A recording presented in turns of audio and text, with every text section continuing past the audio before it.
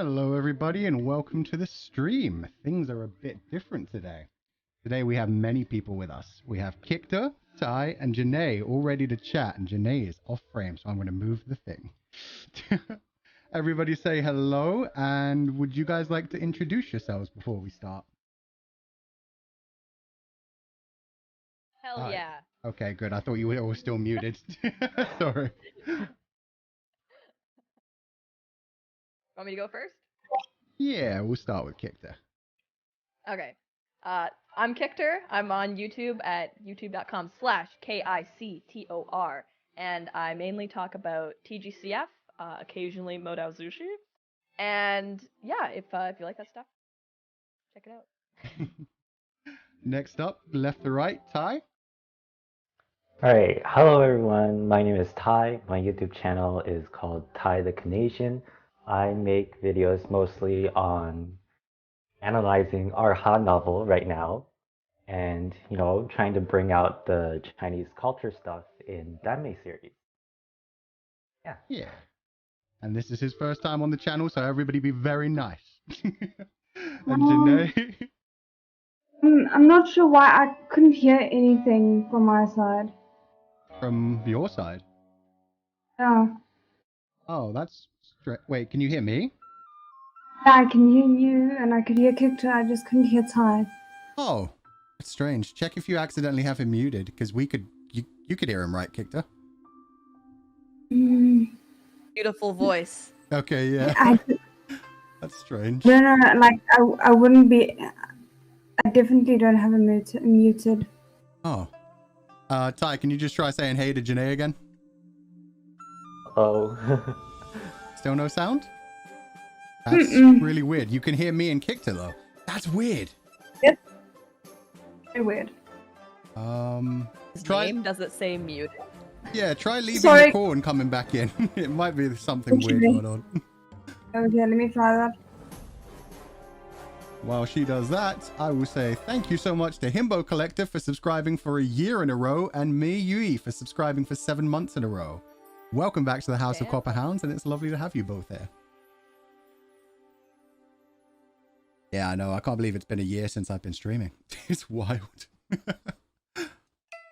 How are you two both doing You today? only been streaming for a year? Yeah. Sorry, I can't believe you. I feel like you're the type of person that's been doing this like ever since you were a child. Yeah. Like it's in your blood. That's how natural that it comes. Pretty much. I mean, it's only been on Twitch for a year. I've been on YouTube for about 3 years now, although I guess I only started streaming there about 1.5 years ago too. But yeah, I've been making videos for what feels like forever. How long have you two each been making videos? Because Kictor, I know your channel only started like within a year, right?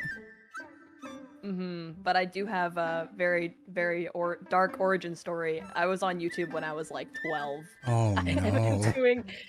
Yeah, I have like so many hidden channels that my friends make fun of me for. Did you have like a vlog channel way back when? Oh, you know it. Absolutely. Oh, amazing. I had a fishing channel. I had a skateboarding channel. Vlogs. You name it. Skateboarding. Wow. Oh yeah. So can you hear Ty now? Ty, well, I'll ask you this as well. How long have you been streaming for or making video content for? Actually, I think I started this March, so it's only been like half a year. That's wild to me. I knew it was recent. I thought you must have done something before the Erha videos because they're very well put together. So I thought you'd been like making other things on some other situation kind of thing. Yeah, I started out with Word of Honor stuff. Oh Especially my like God. when I made a video on like the ending of the series, and then yeah, that started to go. That's when things really started to kick off. Yeah, that seemed to be a very big time for people. Janae, can you hear Ty now? Yep. Awesome. We can't see your camera right now. That's the only thing that's gone slightly off. Oh, really? No, it's okay. It's back. I had to refresh the thing. Yeah. I was about to say, because I can see it. I'm like... Discord is being trouble for us today. But that's awesome. We'll finish off with that question for you as well then, Janae. How long have you been making videos? Do you have any secret, dark, hidden channels? No. Even my worst videos are still up on my current channel there to be viewed by all. Like, they suck so much that it's my origin story. I don't feel right in hiding them. Yeah, I feel that. Like, even if things are embarrassing, you've just got to kind of power through it and be like, you know what? It's fine. I was a bit of a, yeah, I had an anime channel about 3 years ago, which got deleted due to copyright strikes. I know, terrifying. But yeah, at least mine have all been taken down by YouTube themselves. I'm safe. But yes, welcome. It was a dark day when I tried to search your channel and it didn't come up. Yeah, I'm actually sad some of those memories disappeared, but it's fine. We got a new channel now. We're good. So yeah, thank you all three of you for being here. We've got the Grandmasters of Demonic Conversation and Ty, our extra member who only got to show up for the final one because he didn't finish the series in time. That's my excuse. I didn't actually invite him early enough. It was my bad. I think that's the funniest thing. When we decided we were going to have a discussion on the Donghua series as a whole, and I was just like, you know what? I'm finally going to slide into Ty's DMs and see what's up with that. Just awkwardly like, hey, you busy this Monday? Have you watched the Grandmaster of Demonic Cultivation? Want to have a chat about it? So that was fun. So we'll start with that. I don't know everybody, like me and Janae have watched the Grandmaster of Demonic Cultivation since it started, like the Donghua. Kictor, I know, literally only started watching it 3 weeks, a month, 2 months ago. I was literally talking to my girlfriend before the stream, and I was like, I feel like I don't know anything. Like, I don't even remember what happened in the finale. She's like, it's okay. You can be the dumb one. Yeah, no, I am the dumb one too. We are all the dumb one here. As long as you're funny, who really cares? Okay, so what am I left with? I'm dumb and I'm not funny. What are we gonna do about this? No way. You are no funny, way. you are witty, and you are gorgeous. How dare you? Everybody needs a face. There we go. Exactly. And Ty is the genius here. Yes, Ty is the genius. But I do have to ask that, because I know, Ty, you watched The Untamed, correct? But I don't know, like, when did you first watch the Donghua, and did you actually get into it too much? I actually started with Mo Dao Zu Shi, with the Donghua. I watched like the first couple episodes, but then I was so lost, I didn't know what was going on. Thank you, the validation. Oh, we all know that feel. You watch the first 2 episodes, you have no idea what's going on, and then they do the time skip, and it's like, what? Yeah. And then after the first episode, I was like, you know what? I'm not watching this. And then that's how I got into The Untamed. And then yeah, and then I started going on from there, and I was like, oh, this is actually pretty good. And then after The Untamed, I went back to Mo Dao Zu Shi, the Donghua, and then I was like, oh, this is what happened. And yeah. Well, that's a question that I want to ask everybody at home in chat right now as well. Like, which version of Mo Dao Zu Shi did you get into first? Was it the novel? Was it the drama? Was it the Donghua? Because I think people that got, and I guess the audio drama, but I feel that's obviously supplementary. Like that one, I don't think you follow the story as much either, but yeah, that was the next topic we were actually going to dive into. Really? You can just watch the audio drama and not be lost? It's very good. It's very, very good. I'm so surprised. I really need to start listening to it. So they do like the actual story. It's not just scenes voice acted. It's properly the story. No. It's I think it's about 15 episodes per season, and there's 3 seasons. So they take their time. They cover almost everything that's in the novel. That's wild. Okay, yeah, I definitely need to listen to it. I imagine it like a Japanese audio drama, which normally it's just the characters voicing things, so you can kind of imagine scenes, but you have no idea about like the overall story unless you've read the source material. So interesting. I think they did a really good job. The only thing that I would say, obviously, that lacks is visuals. Like, I know that's obvious because it's an audio drama for a reason. But I mean more in terms of if you haven't watched another version of Mo Dao Zu Shi's story, and you won't have anything to kind of put with the sounds that they use for battles and so on. So that's where it can get a little bit confusing. I'm just imagining now, like, Mo Dao Zu Shi was my first deep dive into a shansha kind of storyline. So I'm imagining somebody getting into the audio drama first and just hearing the sounds of like spells and spirits, flames and all that kind of stuff and just being like, what is going on? Is this magic? Is this sci-fi? Oh man. Invaders, I thought they were farming.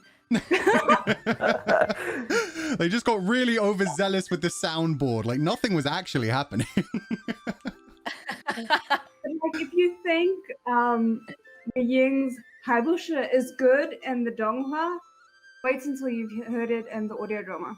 Oh, but to be fair, audio drama WANGXIAN is still my favorite version as well.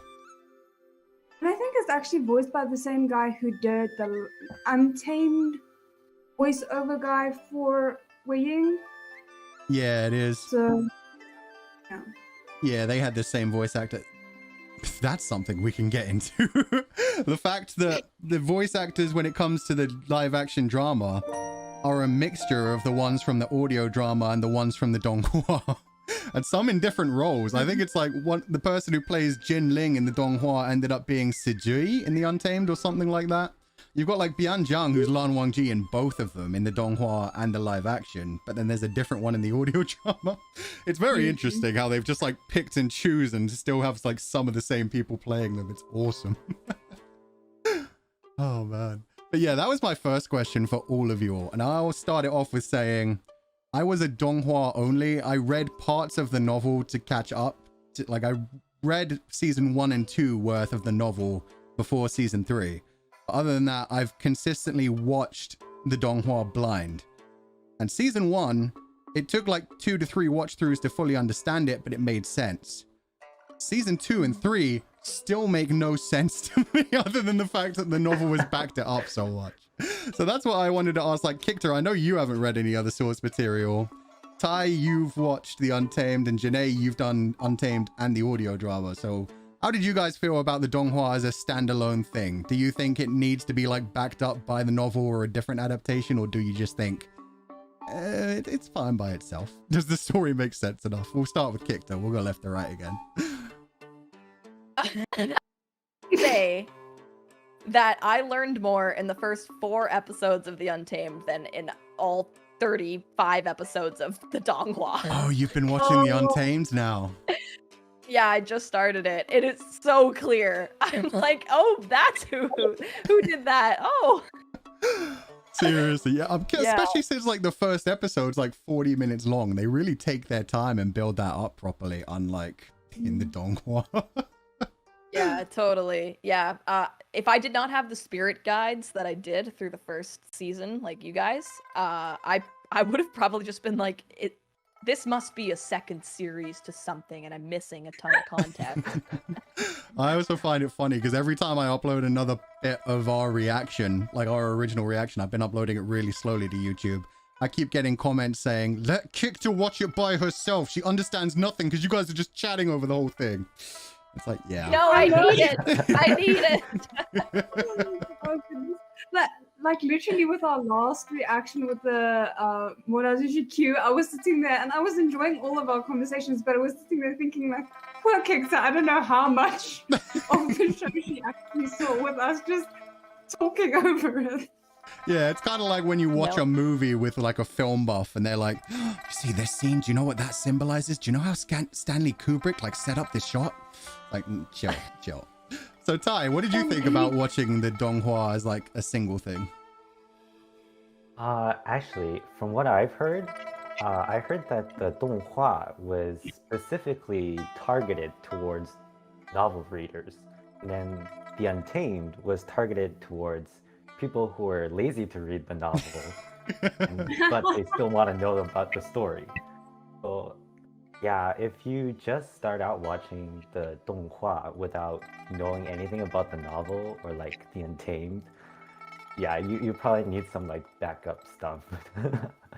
Yeah, it definitely, it feels so rushed early on, especially. And when they're like, they vaguely introduce ideas of like the sects and everything, but it's just like, you either learn it on the way or you don't. They don't take the time to slow down and break down any part. It's just, yeah, these are the Lan sects. They're in white. Don't worry about it. And Janae, what did you think? It's really difficult to say because, I mean, as you mentioned, I've done Untamed, I did the audio drama, and I read the novel as well. And I actually watched, the Donghua was my introduction to it, so the first season.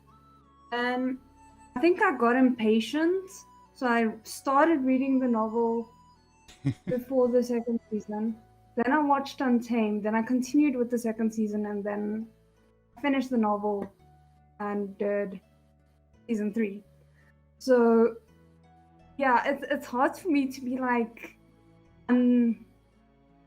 entered by that, but I think in some ways it's fine, but I kind of agree with what Ty said about it catering more towards people who read the novel, especially in the later seasons. I feel like the first season you could probably have, finished that off, and if the pacing had continued the same way for the next 2 seasons, it would have been fine, because I think they had a good pacing going on there. But I don't know, especially with, like, I noticed especially in season 3, it felt like they were trying to do things differently in order to be able to surprise the novel readers, which worked and didn't work. I'll explain later why I feel so strongly about that. But yeah, I think it was okay. I feel like you're gonna have that typical thing that you often have with Western media where it's like, oh, the movie was good, but oh my word, they left so much out when you read the book. Yeah. So it's not bad. It can stand on its own if you don't know what you're missing. Yeah, to me it felt like season 1 felt like they thought they were going to have a 45 episode total runtime. Season 2, it felt like they got hit really suddenly. It was like supposed to be 12 to 15 episodes, and then they were like, nah, you've only got time for 8 episodes. Get the season done. And then the third season, it felt like they knew they were going to have 12 episodes, so they knew, like, okay, the Yi City arc, we're doing that in 3 episodes, let's go. We need to shorten everything. Even happen. Susu doesn't even exist anymore. We're just making it clear who Jing Guangyao is. And I love the fact that they never even, like, I talked about this so much when I did the reaction with my chat. The fact that they basically spell out that Ni Huai Song planned all of this, but nobody ever calls him out on anything. And he just gets away with it. It literally is like, oh yeah, Ni Huai Song was actually more evil than everyone else. Want to go get married? Oh, now that's a very good debate to have. Do you think Ni Huai Song is evil, or do you think it was justice? I think it can be both at the same time. Oh, true. Essentially, like, he's not who he said he was. Oh well. That's what I mean. Like, you have Wei Wuxian constantly saying things, like noticing things that he's doing. Oh, I felt really bad when he made Jin Guangyao get stabbed by Lan Shichen. That was the only fucked up thing for me. Every other moment, I'm like, you know what? Jin Guangyao deserves all of this. But then that moment, it was like, you didn't need to hurt Lan Shichen, though. Come on, man. That was too far. Okay. I have some things to say about that, but I don't know if I can spoil. Sorry? Everybody ships Zhang Cheng with Lan Shichen. I don't see anyone shipping Lan Shichen with Jin. I can't say his name. Jin Guangyao. That is like that is like the most delicious betrayal of friendship and angst and tension I have. They touch hands so much. Oh, Kictor, like, what? They ship them so much. Yeah. What do they call it? I don't even Chen Yao? Yao Chen? Gong Chen? Either way, yeah, that's the big ship. And the other one, which it weirdly surprises me, a lot of people ship Ni Huai Song with Zhang Cheng, which there's not much in that, in my opinion, but you know, shippers be happy. Much juice. And the other one with the betrayal and the killing and the, oh my god, like that is good shit. That is good shit. Yeah, right the whole of season 3 was like, aren't these guys such good friends? They're such good. Lan Shiqian's whole arc was literally, no, I trust him. He wouldn't betray me. Even when they found like everything, they found the sword, and it's like, oh, he totally betrayed me. He's like, I want to go talk to him myself. It's like, oh God, no! Don't get stabbed by him, God! He's betrayed so many people already. And even at the very end too, he still was like, I'm not gonna kill you. And yeah. Nihoi Song had to be Nihoi Song. I think that was so good as well. Like Jin Guangyao feeling like he'd been betrayed when Lan Shichen stabbed him and trying to kill Lan Shichen with him. But then Lan Shichen just kind of accepting it and being like, you know what? I doubted you. This is my bad. I'll go ahead. And then Jin Guangyao being like, no, don't die with me. How dare you make me feel things? Like pushing him away. That was so cute. That was good though. That was it was like a twist on a twist on a twist. That was very gay. Really, yeah.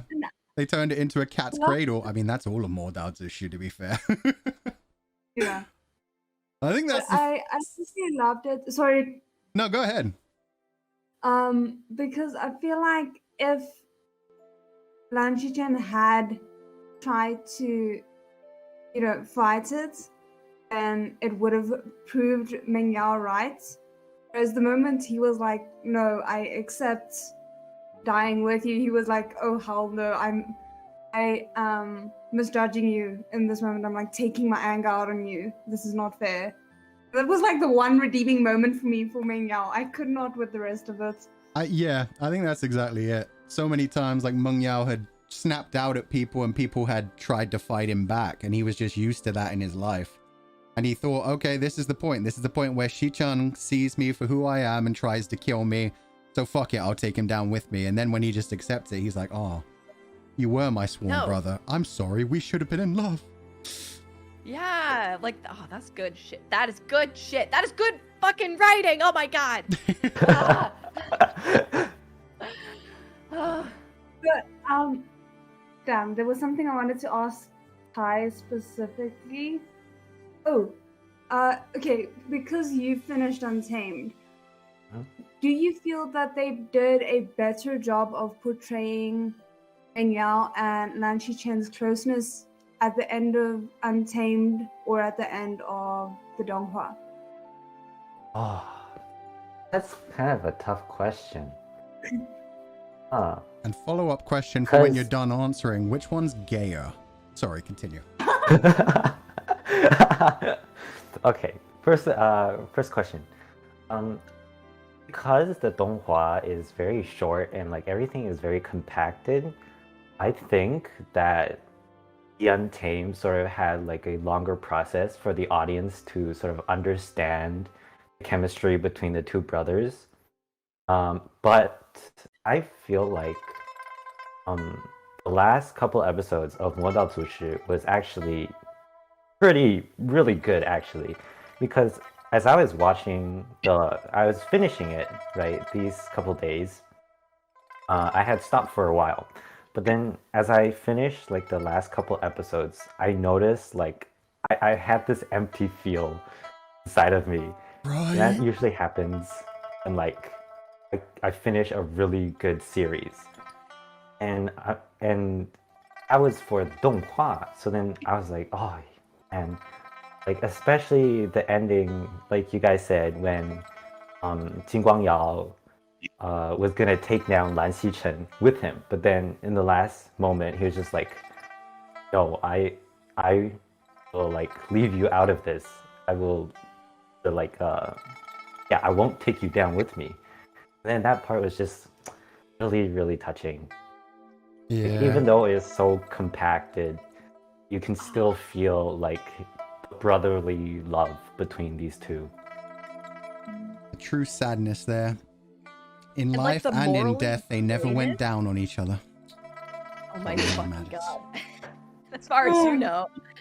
The fact that the moral grayness though of like, this guy is fucking evil crazy, but he did have a very real, genuine, wholesome connection with Lan Shichen. Like, I think MXTX does that so well in her writing, where it's like, not everyone is 100% bad. Like, even if this person was 99% bad, that 1% of their relationship was genuine and was real. And I feel like in a lot of like Western movies, it's like, no, this was the bad guy, literally everything he did was bad, and that's it. But with like all of MXTX stuff, there's always that like that string of realness that just makes you, Yeah, makes you actually appreciate them as a character rather than them feeling like a caricature.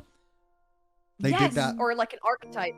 Yeah, they did that so well with him, and I loved not just like the voice acting in the scene where he admitted to everything as well, where he was like, I'm literally the worst person you can imagine. I've killed my brother, I've killed my father, but the one thing I haven't done, I've never hurt you, Lan Shicheng. Oh, that fucking killed. He's just literally like, you're the one person I wouldn't betray, I swear. Oh. And then So Nikwai Song good. made him stab him. No. Yeah. And Oh, like me, the parallels between that and what happened with Sha Xingqian and with Sun Lang just murders me even more. I hate it so much that that was foreshadowed. yeah. That's what I was going to say about that. Like, everybody always talks about Song Lan and Xiao Xingchen being like what could have gone wrong with Lan Wangji and Wei Wuxian if they had met up at the wrong time in their lives, if Lan Wangji had actually seen him as the Grand Master of Demonic Cultivation and tried to kill him. Oh, man. So it's so nice, yeah, that little really is like a microcosm of everything that goes on in the Grand Master of Demonic Cultivation. Like, MXTX was just like, you know what? Here's another little side story that connects everything. Here's how I might have written this story if I wanted you all to cry. Instead, we I get mean, the happy cry ending. more. Cry more, yeah. Cry more. But yeah, what 'Cause time? I cried a lot. Sorry, what? I cried a lot, regardless of it was a happy ending. I cried halfway through the final episode. I forget. Oh, the bit where Wei Wuxian made it seem like he was about to take his own life to get rid of all of the zombies. That's the bit where no, the Stygian tiger seal. I was crying my eyes out because I was sure that was going to be the end of the series, was Wei Wuxian killing himself and just Lan Wangji being like, it's okay, I got to spend some time with him, I got to say goodbye and how I felt about him. Oh I was so worried. Because the thing is, I mean, I knew that wasn't how it was supposed to end, but you never know with censorship how these things are going to turn out, and that's why I also got scared because I'm like, you know, it gave us so much. It might be because they're going to rip it all away by the end, and that's why the censorship was okay with bringing us that joys, because they were going to torture us afterwards. That's the thing. Like, I do like love stories that have a sad ending. Like, I don't mind it because it feels realistic if you have a sad love story. Oh, get me out. No. Never. I like those kinds of overly melodramatic things where it's like, okay, but at the end, the one does die and the other one has to keep living. Like, it's No. Oh my god. You can give me the saddest, most fucked up story in the whole world, but as long as the lovers stay together, then it's good. I mean, that's the lovers die? That's TGCF and Urha in a nutshell, isn't it? Yeah. Well, you should hope. You haven't read the book. I should hope, but I'm pretty sure if it was... This is the thing. Like, I'm now pretty certain that MXTX just isn't going to write a sad ending. It's fine. No, do you know the line? All banquets must come to an end, Koo? That's all I'm saying. I mean, Eh. not to spoil it, Kictor, you did kind of give yourself away there, though, because this is your favorite. Maybe Book. TGCF is so good, it's an exception. So that was going to be my next question. Following up. They gay as fuck, huh? WANGXIAN are married in this one. They did. No, They I got was dressed up in surprised. red. They did the 3 bows, and Wei Wuxian literally just said, "Let's go home." And they literally just start a house out there in the woods with a bunch of bunnies. Even the stuff where like he has a little flashback to like the family riding the donkey and like the dad was holding the reins and how he's like, Lanjan, like hold the reins. That was the gayest of all gays, of all the hand touches, of all the lingerings, of all the gay anime gasping. And even It was better, like then he literally hold the says reins. out loud, "Now all we need is a little one," and then their fucking child shows up. Yeah. That was so romantic. That was so confirming too. It Yeah. was just like, yeah. Can I just say something that might make the ending for you guys who haven't read the novel completely even better? Sure. Is literally before Ying realizes that he's in love with Lanjan, He's like planning out how they're gonna end up growing old together. This is before he realizes, like, he is very oblivious. And he's like, okay, we're gonna farm, we're gonna have a small house in the wilderness, we're gonna farm, and I'm gonna mend the clothes, and he's gonna go out and tend to the fields. His cottagecore lesbian life. Exactly. What ends up happening. And then at night they're gonna cultivate together and hunt together. Note those two are separate. I mean, you've got to keep up your dual cultivation. It's how you get stronger. Mhm.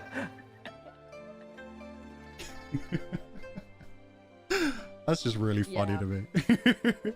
But also, like, they gave us so many like little tropes and stuff. Like when Wei Ying was hurt, Lan Zhan, it does not stop touching him, and there are so many hand clasps, and he is like against, like Wei Ying spends more time being Little Spoon than standing up in that last episode.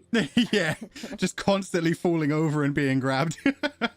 Yeah, honestly. And you're right, because I remember in season 2, everybody freaked out. It was like the first actual contact when Lan Wangji gave Wei Wuxian back the Jiang sect bell, and Wei Ying like casually like puts his hand on his hand and is like, no, you keep it.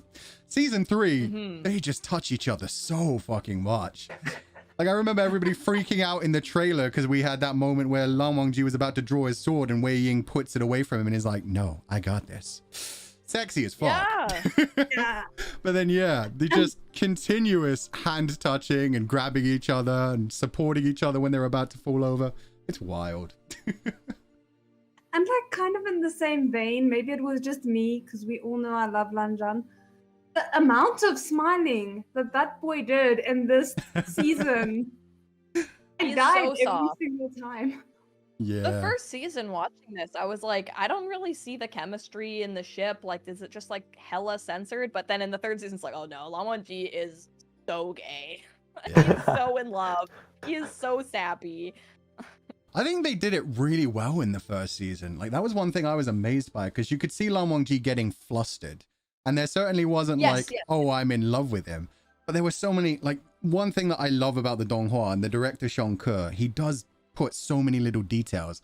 Like, even in episode 2, when they first meet, when Wei Wuxian's talking about how, oh, I actually really like this type. Lan Zhan is my type. You just see Lan Wangji, like, casually stroke his goo chin. Like, he's ready for that. And he's just like, yeah, okay, I'll take you back to cloud recesses then.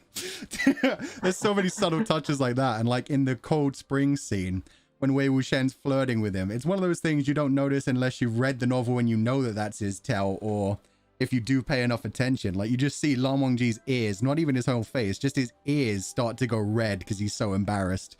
It's so fucking cute how they did that. But you're right, like, they definitely... Lan Wangji seems a bit too stiff in season 1, but I guess that's his whole character. He's so repressed because of everything his uncle did to him because of his parents. He's like the repressed, like totally, you can tell, like, maybe reading into it and not knowing anything about the story, it's like, okay, he's got a crush, he's being teased, and he's obviously, this guy gets under his skin, but he's still a little soft for him. And then in the third season, it's just straight up like, he's like, I am in love with this man, and I am going to be so obvious about how much I will protect him.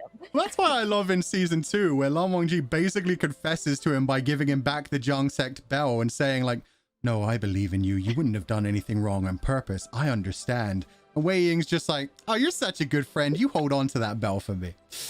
So season 3, yeah, Lan Wangji's just like constantly, Wei Ying, I want to fuck you and be married to you. Do you understand? But it's just funny how he went from like the shy, most repressed gay to ever gay to confident gay. Yes, he did turn. That's very true. He did turn confident gay. Okay, also like Especially in the when he's last drunk. episode, it's very fast. But Wei Wuxian like finds out that like Lan Wangji protected him, even though like Wei Wuxian kept saying go away, and he hurt like the 33 elders. Oh and yes, shit. I want to. Oh yeah, yeah, Wei yeah. Wuxian's just kind of like, damn, I knew he did a lot. I didn't know he did that much. Yeah, That's pretty sweet. that was a good revelation. That was another thing that had me crying as well. Because I had theorized going into the beginning of season 2 when they first show that he has the scars and the burn mark. I thought he had given himself the burn mark and the whips things just to like experience what Wei Ying went through. So the fact that he did give himself the burn mark, but then also he got whipped that bad just protecting him, going against the elders, that was so good. Yeah. Great revolution. Question for Kictor. Loose hair Zhang Chung. Thoughts? Oh, that scene is so good. They make him look so sexy. Well, here's the thing. I gotta be completely honest. I totally like got spoiled on Twitter of that scene, which was fine. I wanted it. And so I saw like the shots of it and I was like, oh my god, he's like so like hot and he's so sexy with his hair down. And I was like, oh my god. But then watching it, he looks like so young in that moment when his hair is down. And you're just like, oh man, like this poor guy, just he had his whole life the way he thought it was gonna be, and it got so changed. And you can just tell he's confused, and he needs to go hide in a cave and think for a little while. Okay, I was, a lot of people were upset with that. I was okay with that, but he just looked so like young and like torn apart with his hair down. So with the emotional aspect of it, I was like, damn. But removed from it on Twitter, I was like, fuck me up! Holy shit, he's hot! Can I maybe discuss some spoilerish things Go for it. that weren't in the donghua? Wait. Just to check. Ty, Kictor, are you fine with being spoiled with things from like the Untamed / the novel? Yeah. I I'm fine with it. Okay. Yeah, I'm at that point. We're going to be waiting like 2 years for the English release, so go nuts, Janae. Yeah. Like unfortunately, I think Ty should be fine because they do it in the Untamed as well, but they kind of left out an important part with the donghua that really frustrated me, because I felt like it left Zhang Chang's arc almost incomplete. And that was the scene where Zhang Chang finds out about his golden core actually being Wei Ying's. Was supposed to be before. It was right after they came down from the burial mounds the last time. So they go to Lotus Pier to recoup, and then after that, Lan Zhan and Wei Ying separately go to the temple to confront Feng Yao. And so that entire encounter happened before the temple encounter happened. And so they had like this full out thing, and then only at the temple did Wei Ying find out that Zhang Chang knew about his core, and they kind of reconciled, and we got a really good scene of Zhang Chang kind of explaining why he's so angry, because he's actually angry at himself for not being able to hate Wei Ying. You know? And I mean that was so sad, because not being able to see them accept that what happened in the past could never be fixed, but that didn't mean that they couldn't move past it in like a year or so's time. Like they could grow beyond it. So I think that might be why some people had issues with that scene. It wasn't, because like that scene was beautiful, but it was just like, it felt like a disservice to Zhang Chang because he didn't end up staying this angry person by the end of the novel. I think that is one of the sad things. I think that's something that other people had said on Twitter as well, was that the donghua was like, hey, here's your happy ending, WANGXIAN. Everybody else is crying their eyes out, dying, losing loved ones, being betrayed. Freaking, yeah, Nie Huai Song's just off in the shadows like, aha, my plan all came together and nobody's the wiser.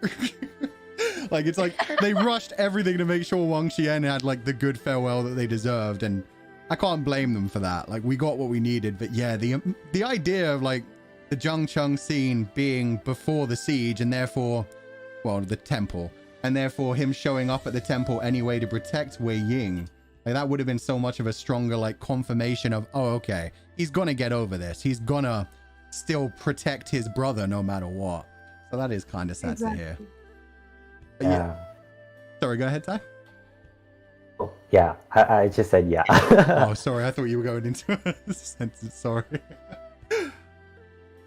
Somebody in the chat asked the end of season 2 where Lanjan questioned Wei Ying about his death and he was just like, it's not important. You know, Jiang Cheng went to the siege and Wei Ying shattered the amulet, but are we missing something?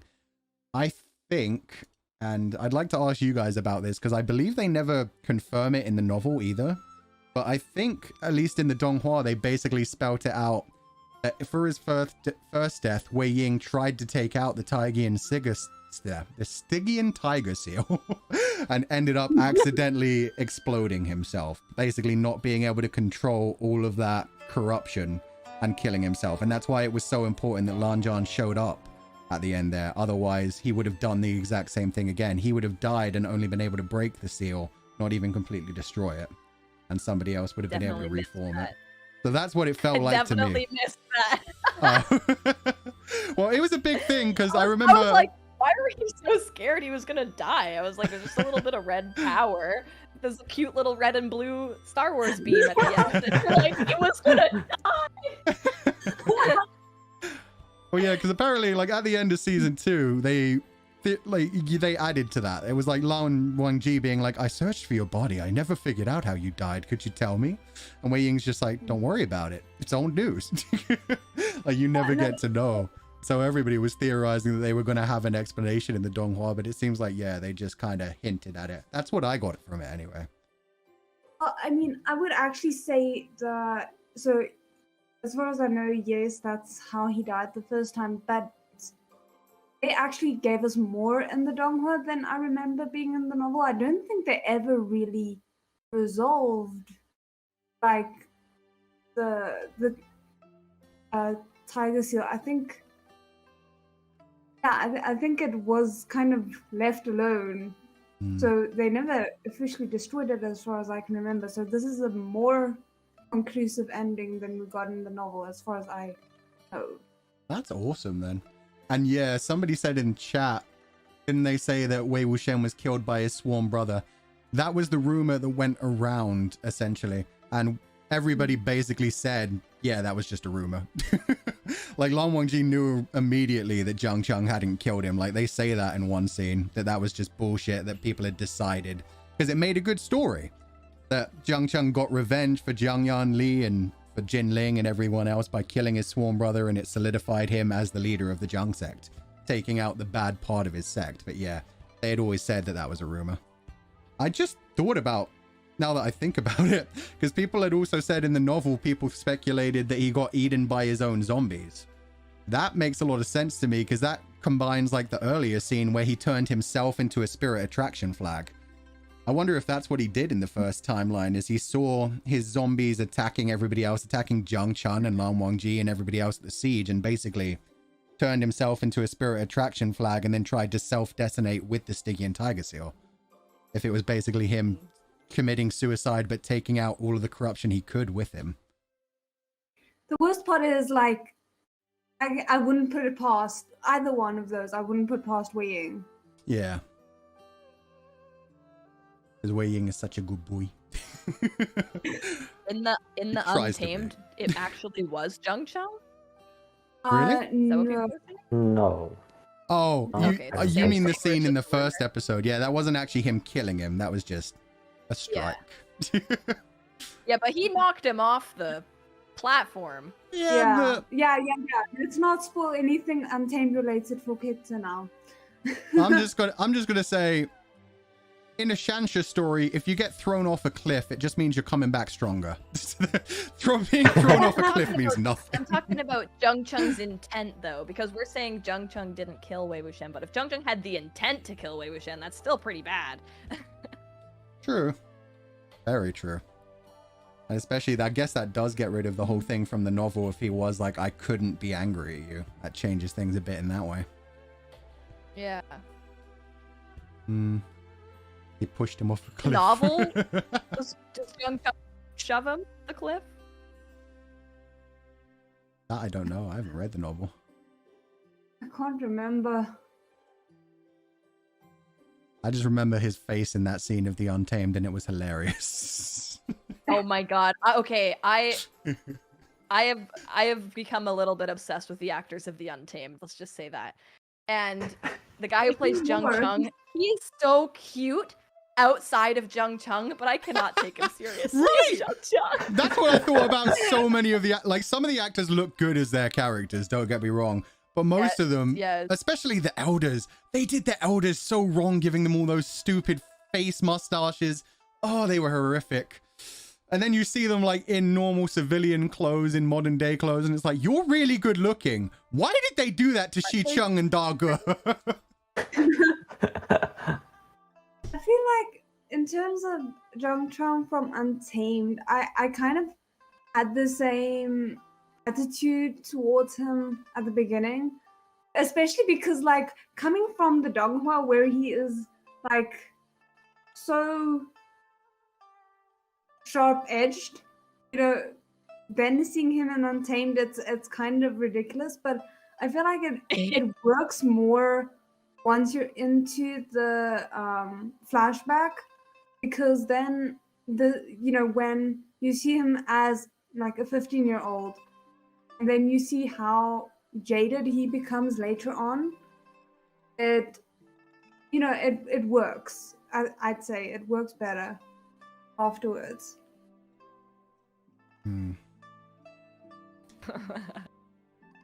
Yeah, I feel like they did him really good in the Donghua. Like, the voice acting, Guao Haoran is such a good voice actor. The scene after the siege of Yunmeng, where he's just like, why did you have to help them? Like, screaming, crying his eyes out, and then just turning into a sobbing mess with the I just want my parents back. It was so good. So damn good. Yeah. Oh, so damn good. That's the reason for the purple lighting behind me, was that scene. That was when Kictor fell in love. I think that's what Oh we'll my talk God. about next. Like, favorite scene and favorite character. We did this throughout all of our reactions, so why not? For me, favorite character, Lil Apple. No, actually, you know what? Shui Yang. I like Shui Yang. Shui Yang barely, I knew it. I knew it. Shui Yang Because barely he's had an arc, so I'm looking forward to reading the novel version of him, but how unapologetically he was like, you know what? I'm the bad guy. I'm gonna stab everyone. Even though I've fallen in love with Xiao Xingchen, I'm gonna make him kill his sworn brother as a dead body anyway. Oh my god, he's so evil. I love it. Like, he's just so unapologetic. That was such a good scene. But then him also being like, but I still like the candy. I'm still a baby boy who just needs a daddy in my life. He just wanted Xiao Xingchen to be his daddy. Sorry. Just saw Stitch in the comments. Sorry about that. Oh, no worries. But yeah, he was also like the best looking design character in my opinion as well. He just looks so angsty. Everything about him was perfect. And the voice, man, the laughter. Like, when I saw that character, I knew he was going to have an evil laugh, but I was imagining like a Joker laugh. He laughed like a hyena. It was amazing. He sounds like he's crying while he's laughing. God damn, that's impressive. I'd never heard a laugh like that before. And his lips, you know right off the bat he's going to be that sexy, evil anime guy. Yeah, he's got the fox smile, the big, wide, curved smile. Yeah, you're like, oh, this guy got to be evil. It's going to be fun. Oh no, he's meeting all my standards. There's so many red flags, and I love red flags. Favorite scene for me? God. I don't even know. I think probably the battle in Yi City when Wei Wuxian summons like the whole bunch of paper spirits to life. That was so cool to me. Them just flying after and fucking around with Shui Yang. That was great to me. Him basically saying, yeah, you're pretty good at demonic cultivation, but I'm the grandmaster, bitch. That was a great scene. Kictor, do you think you'll be able to go first, or do you want to pass it on to someone else? Oh, I can go first. I imagine we know your best character, Purple. I wonder who it could be. Have you got the crush ready? You know, I do have more in the fridge. I should have brought it. Oh, yeah. Oh, I'm sorry. is right here, actually. Hey!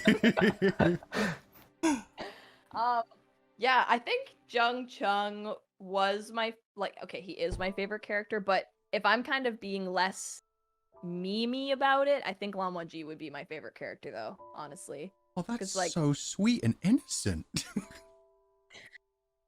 No, it's because I know in every scene when he's looking at him, he just wants to, you know.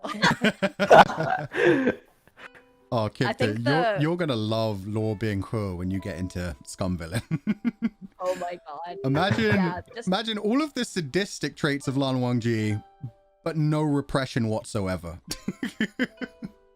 But the repression and the blushing and stuff and how it pays off and how his love gets really revealed. I feel like it's almost like the best of both worlds with like queer-baited sports anime character. Like if season 1 Lan Wangji would be a really good sports anime character where you're like, he's gay, his friend gets under his skin, but he's totally in love with him and it never pays off. But then we actually see the payoff and we see like him, you know, like realize his love, accept it, and then like totally act on it openly, unhinged. Yeah. And I'm sure it's even more unhinged in the novel.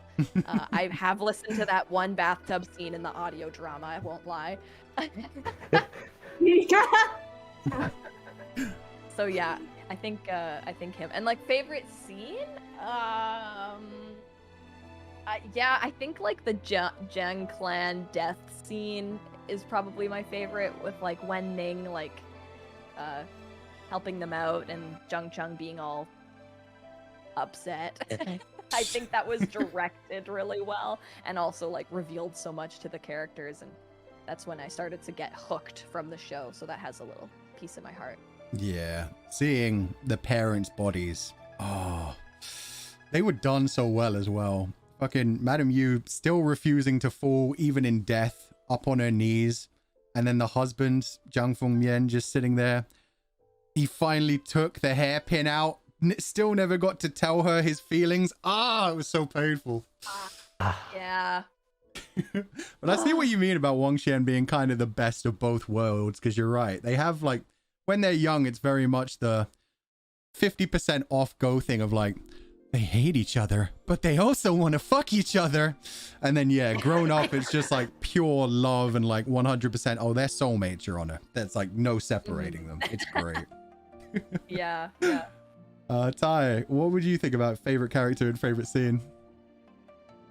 My favorite character would actually be Jin Guangyao. Yo! I'm not sure why, but I've always had like a tendency to like villains, especially the ones who like schemes and plots. Then like why I liked Jin Guangyao was because that he wasn't the final schemer or the plotter in the entire series. Like the ultimate schemer was Nie Huaisang, right? So then Jin Guangyao was just like, he always felt he was on top of the game until Nie Huaisang came in. Like, he screwed him over. Yeah. Then that sort of makes Jin Guangyao, like, I don't know, more realistic. Like, he's a perfect schemer, but he's not perfect to the point where he's like indefeatable. Yeah. He's like Littlefinger, and the Nie Huaisang is Tyrion Lannister. Like, they both think they're the smartest people in the room, and that's why they overlook each other, unfortunately. Yeah. Chinese, I think we have a saying like that. It's like 聪明反被聪明误. Like the smart people will always get outwitted by smarter people. Another thing. That's why it's good to be a dumb person. You never get outwitted because you're always outwitted. Yeah. You never get outwitted because you're never thinking. That's the way to live your life. I also like his sort of character development. Like when he was younger, he was born to a seductress, and then he's always like looked down upon, and that's probably why he like sort of chose pathway to plotting and scheming and getting revenge on those who hurt him. I think that's actually like a a good backstory as well, and it also explains like his actions further in the series as to like why he wanted to, the thirst for power and like the steps he wanted to take to get to the very top. Definitely.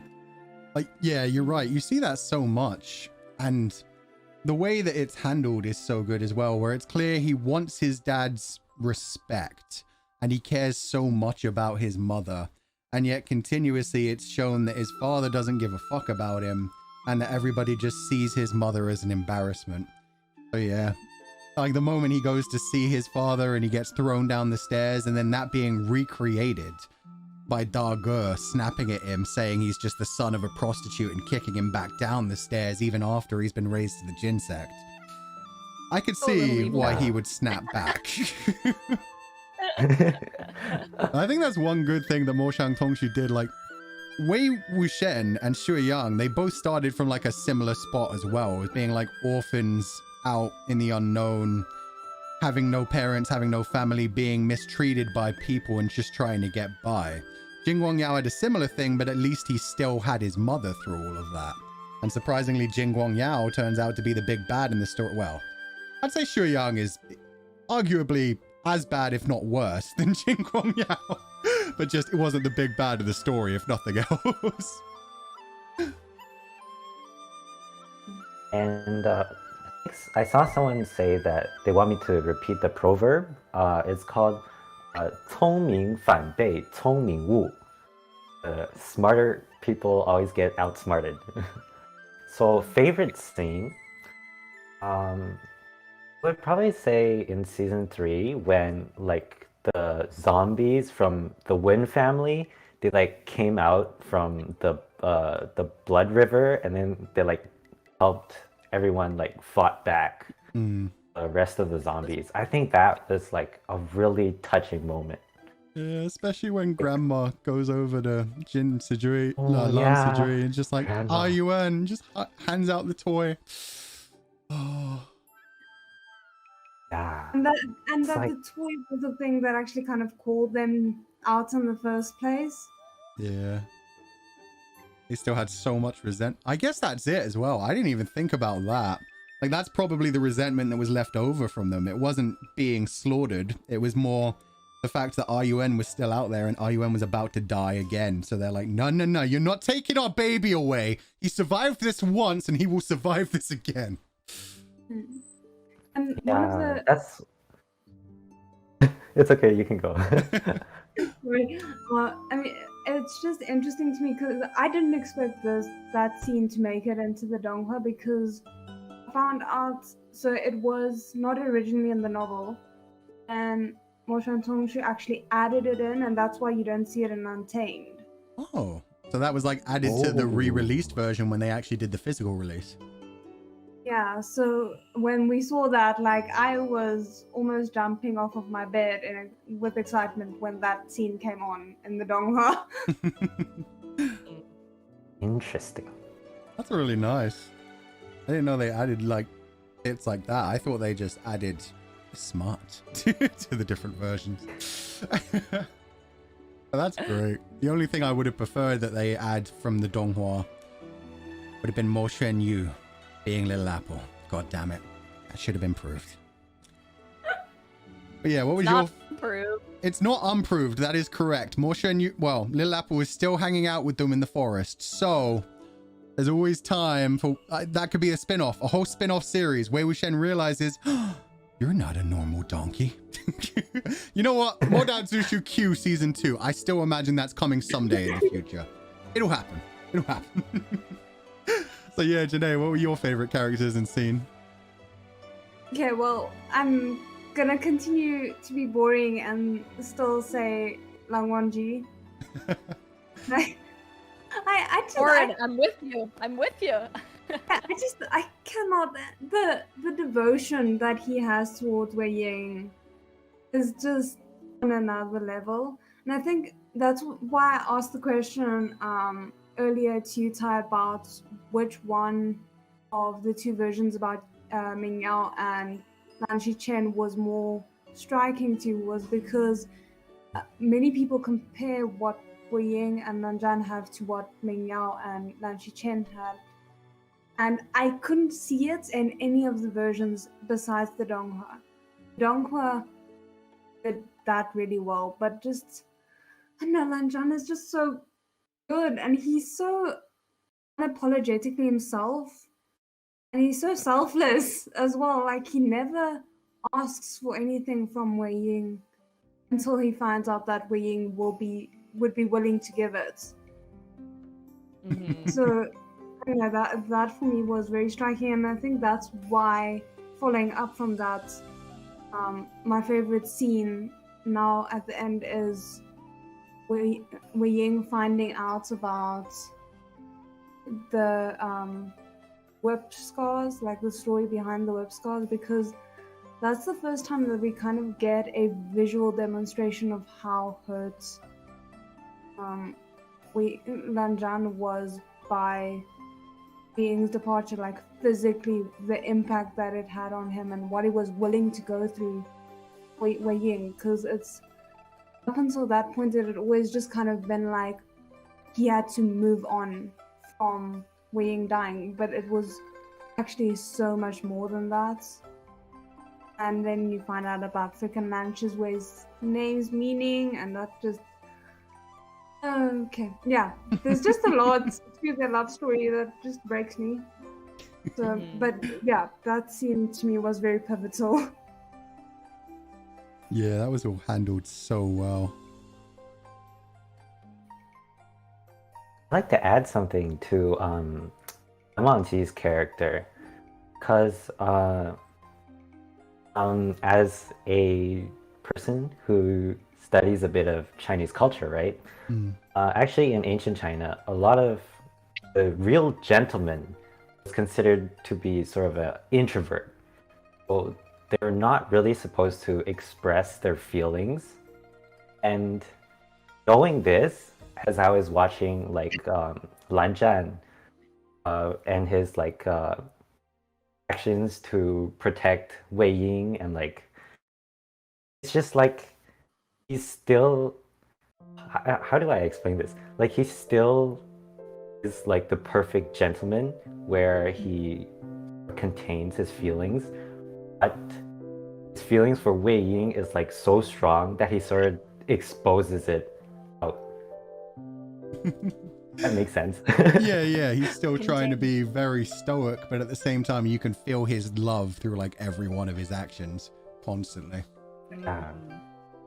That's really cute. I didn't even think about that. His love is so much. It's so good. When it's revealed, it's so good. Oh, Yeah. love that shit. And so we don't really get that in the Donghua, but in the novel and in Untamed as well, Lan Zhan is actually the one to reveal to Wei Ying that Lan Shizhui is Aya. And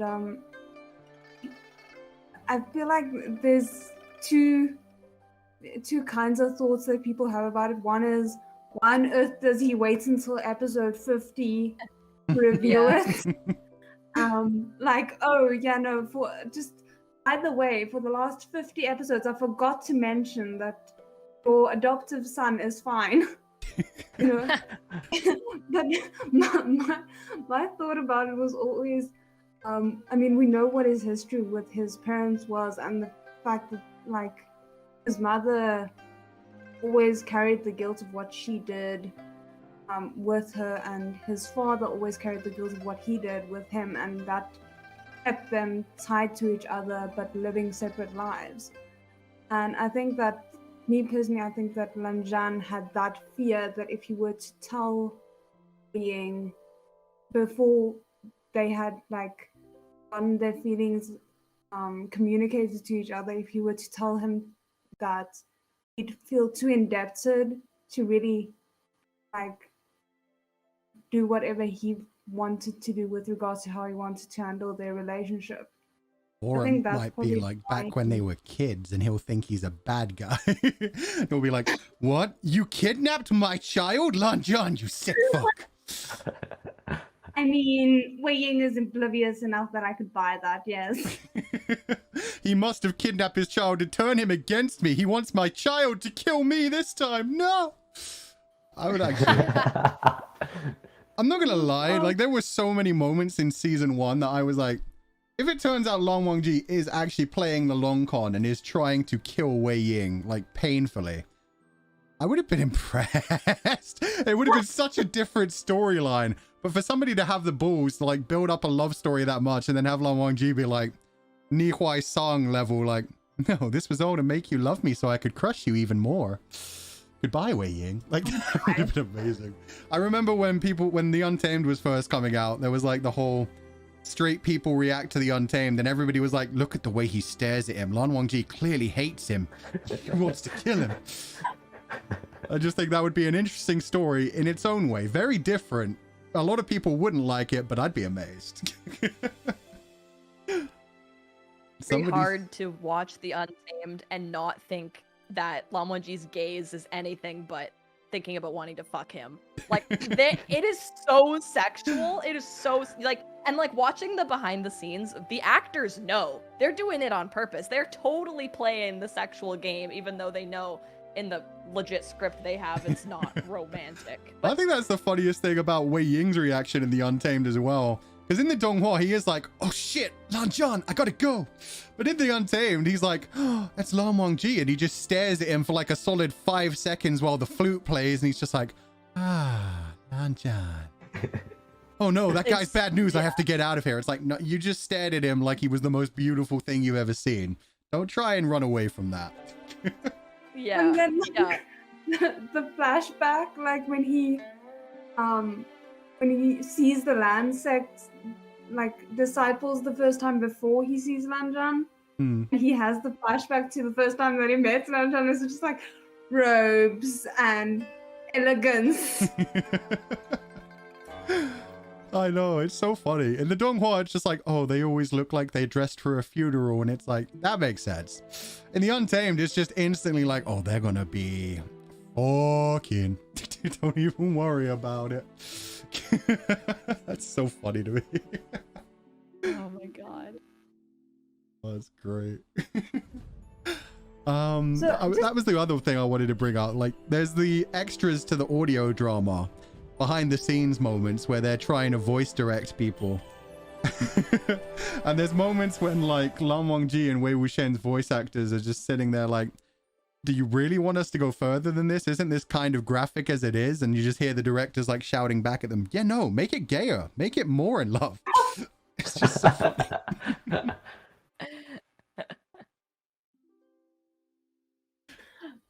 But just a total away from WANGXIAN for a moment.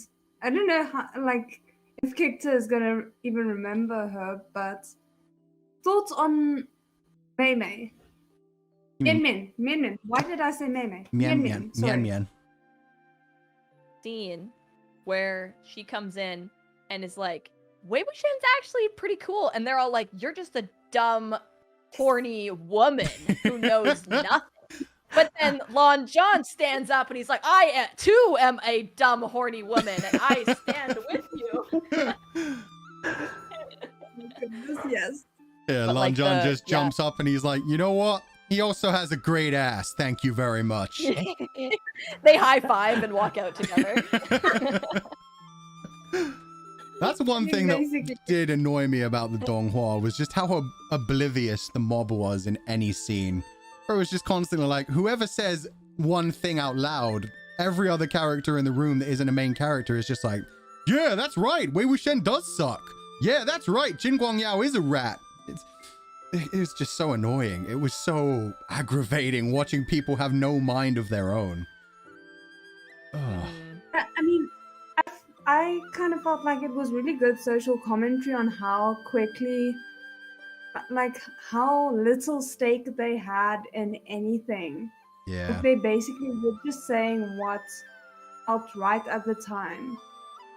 Because if you listen to what they say at the end about Meng Yao, it's very similar to what they were saying about Ying, and I think they even make a point of it to have in the dialogue have them say, "Oh yeah, no, Wei Ying is so great actually. Like he sorted out Meng Yao." It's like, excuse me, 2 episodes ago you were cursing the man. Yeah, there's definitely some social commentary in there on that, of like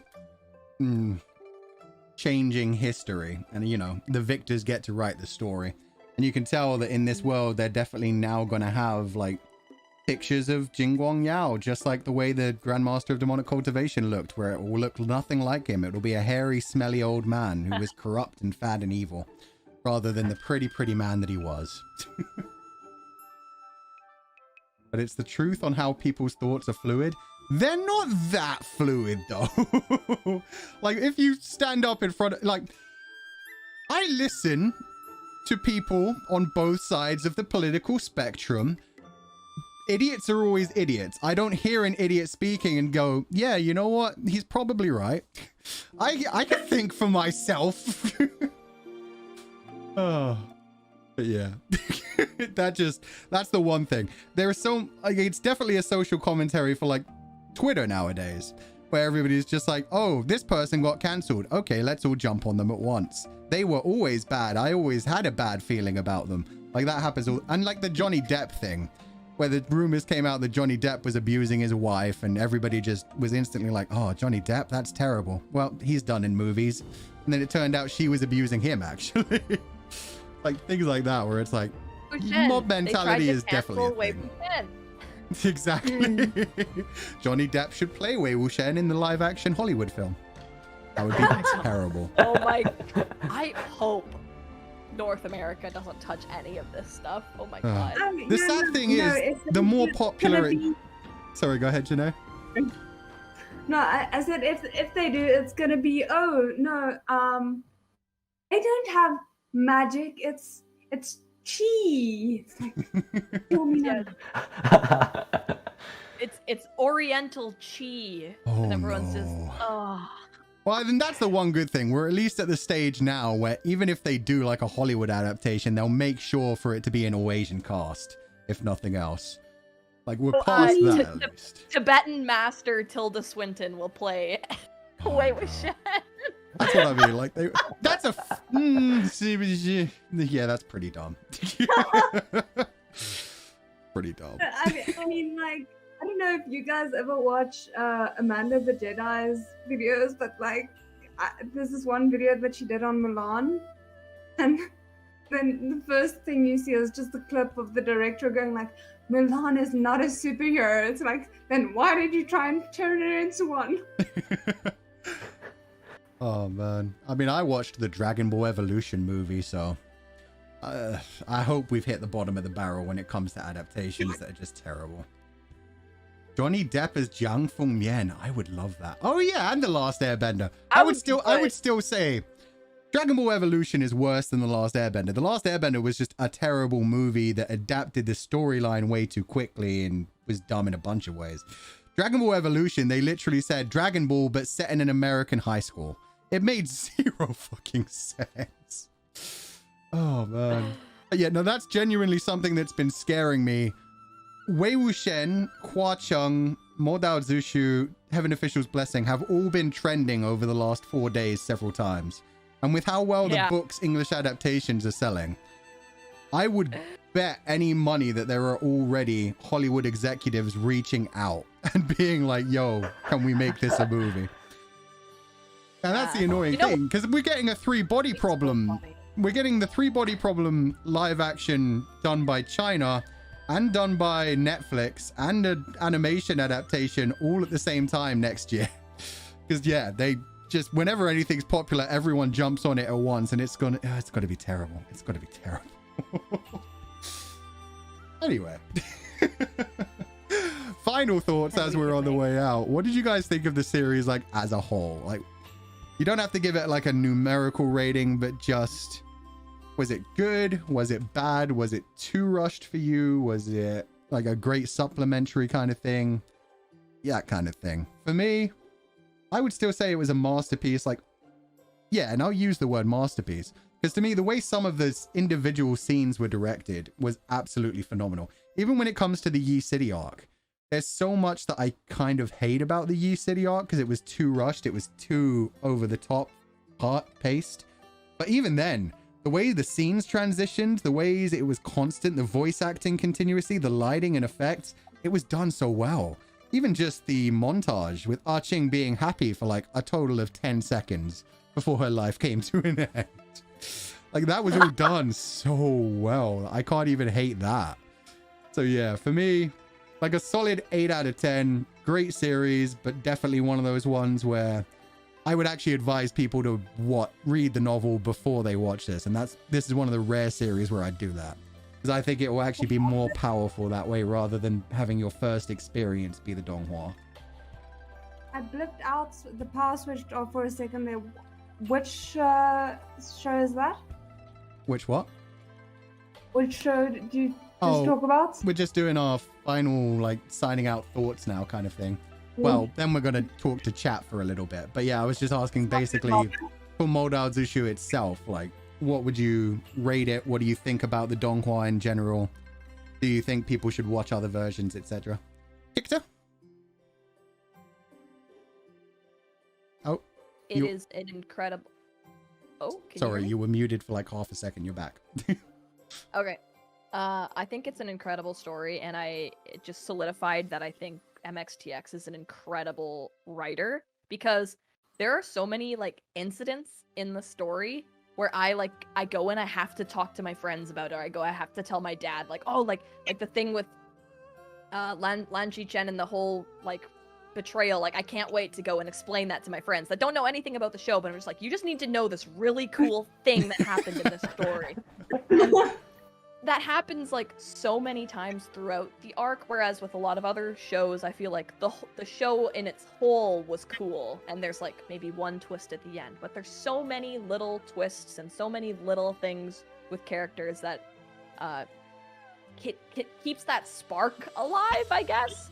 So I think it's amazing, and I'm very, very excited to read the book. Like I'm so excited to read it and continue with the Untamed. Oh yeah. Oh, Ty, you're up next. My turn. I definitely love the story. Maybe it's because that I understand some Chinese culture behind it, so I get like a more in-depth understanding of the story.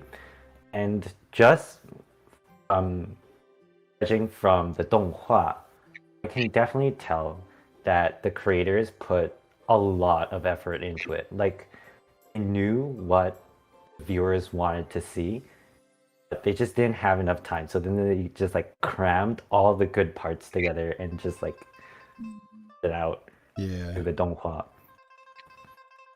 I would definitely recommend it, but like what Ku said, it is hard to understand if you don't know like Untamed or the novel beforehand. I would probably recommend the novel first, but I haven't read the novel yet. I might get into it if I have the time. Yeah. Or just do the audio drama, because it's solid. We know which adaptation is Janae's favorite. No, I just feel like if you look at the 115 chapters and you feel that's a bit intimidating, the audio drama is more digestible. Or the new audio book version, which will probably be coming on Audible. Oh god, that's probably going to be a thing too. I wonder who they're going to get to read it. Maybe you. No, not me. No, I'm out. But yeah, Janae, what do you think about the series Donghua as a whole? I'm super biased, so bear that in mind. But I feel like next to Avatar: The Last Airbender, I feel like it's one of the best animated shows I've seen in like ever. That sounds ridiculous, but I don't know. There's not many other shows that I've watched that balance war and carnage and very emotional moments with humor as well as the show does. And I think that, you know, it works really well as kind of an introduction into making you want to experience the rest of Mo Tongshu's works and the rest of the story as well. Because I feel like you can look at Untamed and it's like, ooh, okay, that's a bit intimidating. And the audio drama is sometimes a bit hard to find. And the novel, again, is 115 chapters. So I feel like it's a really good jumping off point to make you fall in love with the characters and want to hear everything you can possibly find out about them.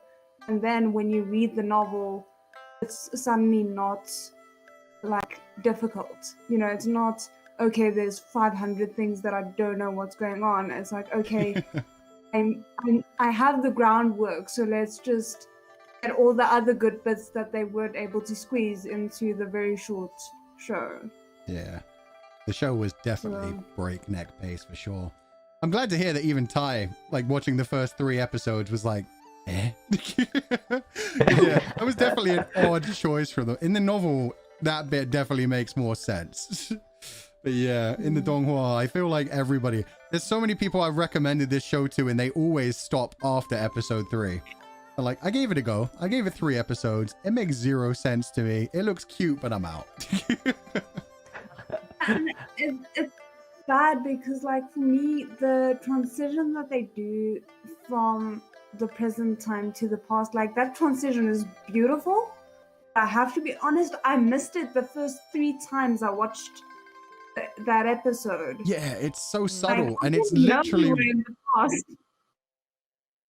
Yeah, because it's so subtle, and it's literally, it's right at the end of episode 2. So you forget about that when you go ahead and watch the next episode, which they released the first 2 episodes originally. So it was like, those were paired together, but then the 3rd episode you still waited a week for. So how you were supposed to remember they'd done the past transition makes no sense. You caught it. And Ty, Wine Life and Gamer Wife commented, I think it would be lovely to have an in-depth explanation on the details and the Chinese themes that Westerners wouldn't know about. That's something you'd consider doing? I can definitely share something right now. Ooh. For one, it's a xianxia category. And xianxia is like, you know, cultivation and stuff. But one thing about cultivation is that you have to renounce yourself from like worldly desires and love. So saying that Lanzhan and Wei Wuxian are like cultivating, but yet they also sort of like willing to give up this sort of cultivating chance to, you know, be together with each other, and that's just pretty touching. It's like sacrificing your chance to become God or the love of your life. That is really cute. Especially since, yeah, when it comes to other xianxia kind of novels, yeah, they do literally become gods, huh? They end up leaving planets and achieving immortality and everything. God, I miss Wonka Xing. I'm not even Wonka Xing. The other one, the immortal one. Oh, I can't even remember his name. Ye Bai. Ye Bai, thank you. I loved him. But yeah, that's great.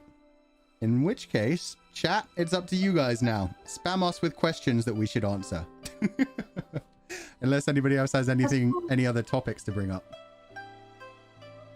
Not so much a topic, but I did see earlier on in the chat they wanted us to react to the Jinling's uncle's video meme.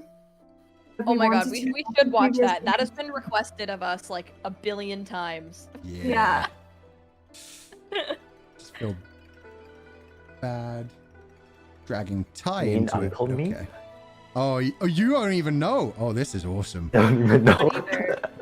I live on a secluded mountain. Somebody made a video out of it, right? Okay, link it in chat, guys. We will react to it. I think there's a TikTok Okay, real video. quick though. You know the how they do the red robes and that's like wedding, it looks like wedding robes kind of thing? Mm-hmm. I saw that on Twitter and I was like, so they went out of their way and like put on these like red wedding robes and like that's That's gay. I want to see that scene. How do you like convince? How did they just did?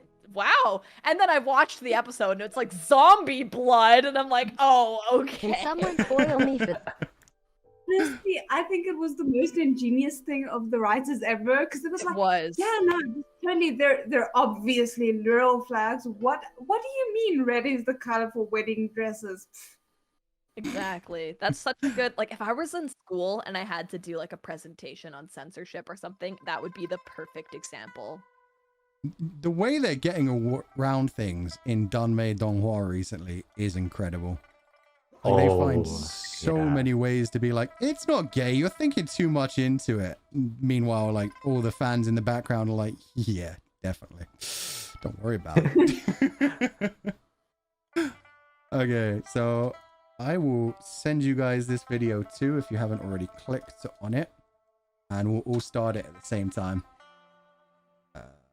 Okay, just hold on. No problem. Can someone? Can someone? God damn it. There we go. Yes, animated was better. Hell yeah. The most romantic way to get married? Covered in zombie blood? I mean, it's badass. Thought the red robes were edited by a troll until I saw the episode. Yeah, they just really went for it, huh? Especially since I've seen so many edited pictures where it's just like the two standing in front of each other and it's like, oh, they actually kissed in the Donghua. And I'm like, wait, what? Like, no, we would have noticed. Yeah. But it was while it was editing. While season 3 was editing, they were just constant like, they kissed, guys. Oh my god. You ready to watch it, Janae? But I think I actually had a moment where they theorized that they kissed because, like, the angle is very ambiguous and it's while Wanji is drunk. I've seen that. And I mean, there is a kiss that happens in the novel while Wanji is drunk, so it's not out of the realm of possibility. It did the Yuri on Ice thing where it's like, you can't see it, so it's fine. People still say that's not a kiss. I'm like, what world are you living in?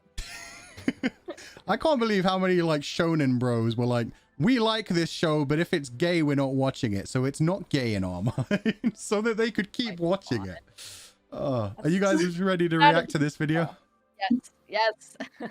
I am. I just want to say one thing, like, so I have someone who uploads my videos and translates them on Bilibili. And then in the comments of the last reaction, there was actually someone who's like, so they're gay? I'm like, oh, goodness. Oh, my sweet summer child. That's so funny. That's definitely something that happened while The Untamed was airing, with how big it got in China. There were just so many people watching it that were like, oh, they're such good friends. It's so funny. Okay, then we'll start this video in 3, 2, 1, go. Can someone spoil me for The Untamed? I'm watching the show, but it's too slow for me and I can't find detailed summaries anywhere. Here we go. This is the best response of all time. Jinling's uncle? Jinling's uncle. Dictionary definition in case you don't know. Oh, this isn't even... Jinling's uncle dies to bring back Jinling's uncle, who is killed by Jinling's uncle, except not really, and he teams up with Jinling's future uncle-in-law to solve the mystery of a mutilated body that turns out to be Jinling's uncle, who is killed by Jinling's uncle, and this all culminates in a confrontation in which Jinling's uncle, Jinling's future uncle-in-law, Jinling's uncle, and Jinling's uncle confront Jinling's uncle, who is stabbed by Jinling's uncle and killed by the resentful ghost of Jinling's uncle, and this was all secretly orchestrated by Jinling's uncle.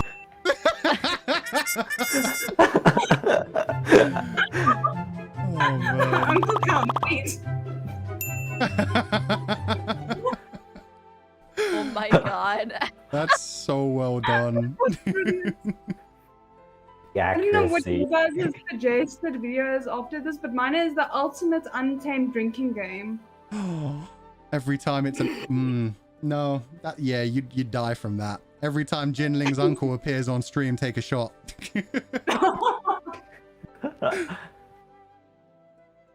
That is pretty funny because those are all Those would all be different terms in Chinese, correct, Ty? Mhm. Yeah, they should all be in different terms. Yeah, it's like sworn uncle, other uncle on mother's side, uncle on father's side, and all of that. Oh man, that's so funny. Yeah. Just always works in English. Last time you said like if you wanted to make it work, you would have to replace it with the Chinese equivalent of he. He did this and then he did that. It's like Ron. I have tea. Bless you. Please, someone tell Ty what I said with the song line. I'm trying to find it, Tiger Lily. Oh, Ty, there's this line from a Mo Dao Zu Shi song that says what you said. Without you by my side, what does it matter if I can ascend to the heavens? Oh. Aw, that's so sweet. So that's actually in one of the songs. And yeah, did you guys all know that they just released character songs for Lan Wangji and Wei Wuxian? No. Yeah. What?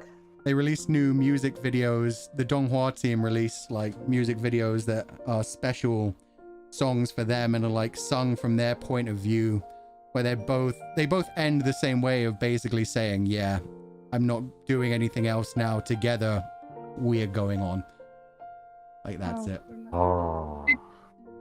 If you guys want to cry, go look at the lyrics for the untamed character songs for Anjan and Wei Ying, and Winning and Wenqing as well. Those broke me. And Yanli. Never mind, just everyone.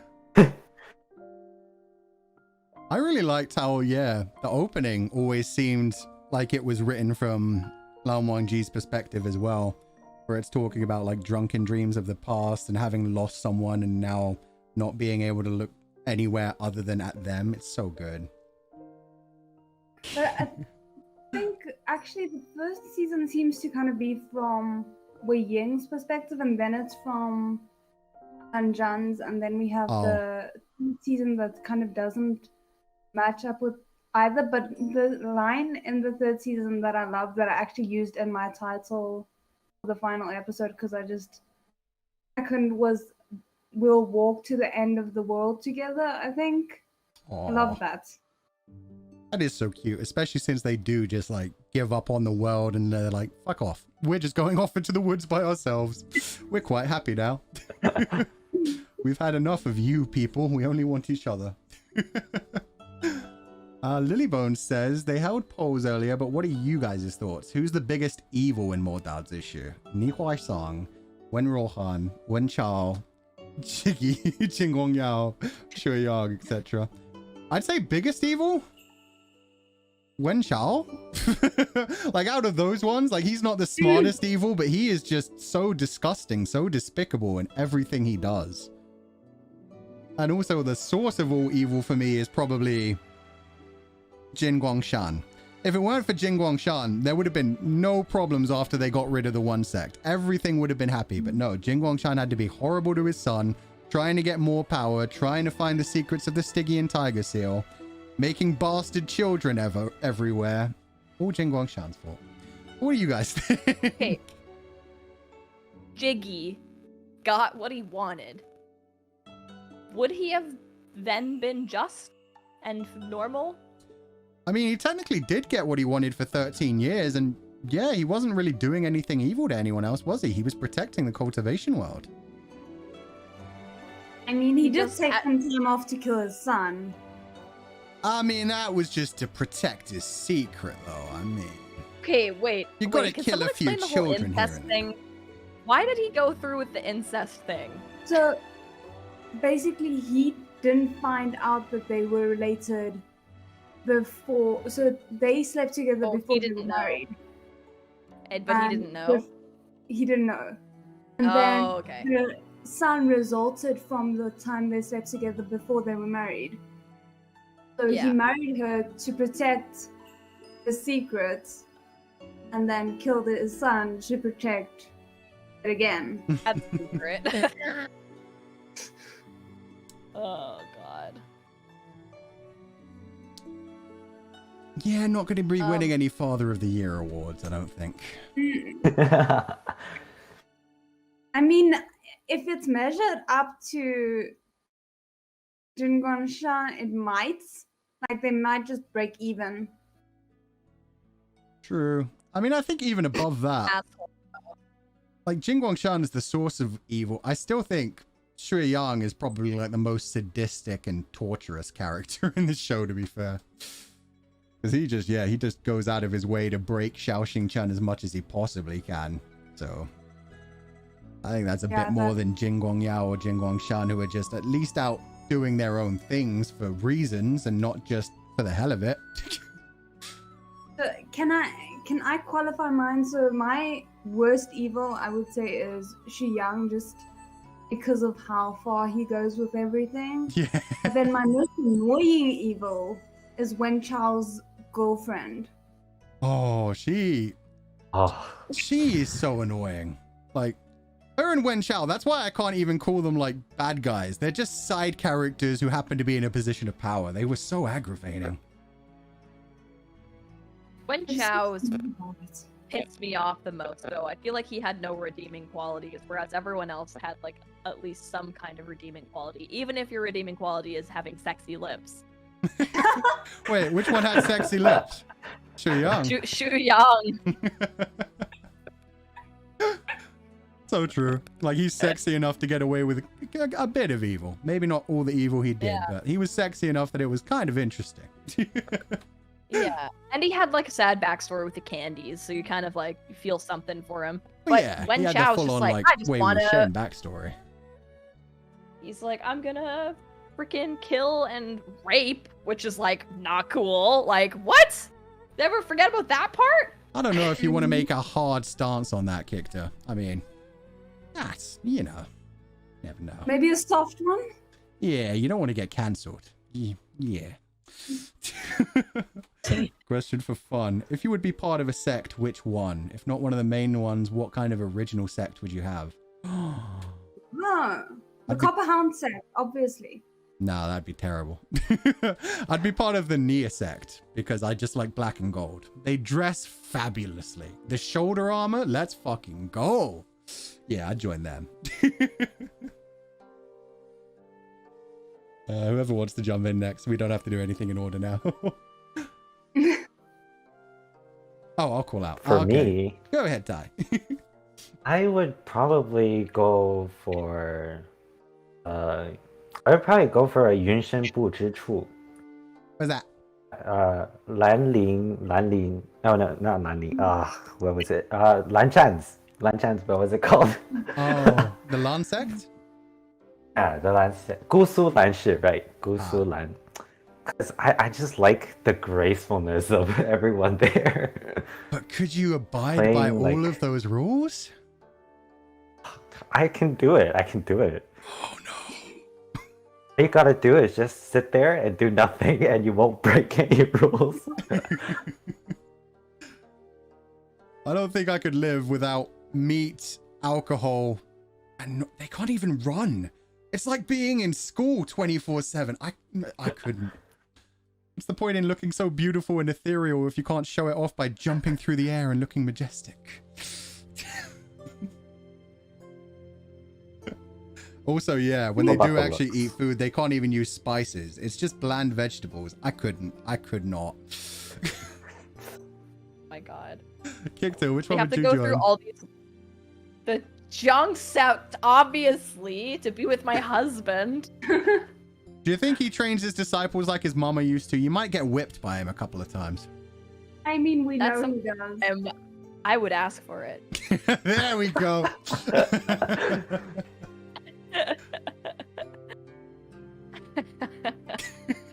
I feel bad for people who like Jung Chung because we could all joke about all these things and it's like, it's Jung Chung. He has no game with women. It's gonna be alone Except forever. this woman. Alone forever with his dogs and his nephew. And his angst. Today, which sect would you join? I have no idea, because I would want to say Guzulan, but it's the meat thing that kills it for me. I need my meats. I forgot about the bedtimes too. Yeah, somebody just pointed out you have to go to bed at 8 p.m. and wake up at 5 a.m. No. I Never happening. I go to bed at 12 every night. That's not gonna work. Mm. Can I join Mian sect? Is that a thing? Yeah, she was a sect leader. You could join hers. I was thinking it'd probably be a really chill time to be in Su Shi's sect. I was thinking that, but just the sheer annoyance that is Su Shi. Yeah. Like, I would not be able to tolerate him as a sect leader. I need to have someone I can look up to, or at least to look at. But can we talk about the fact that he got fucking sexy in season 3? What was up with he was so ugly.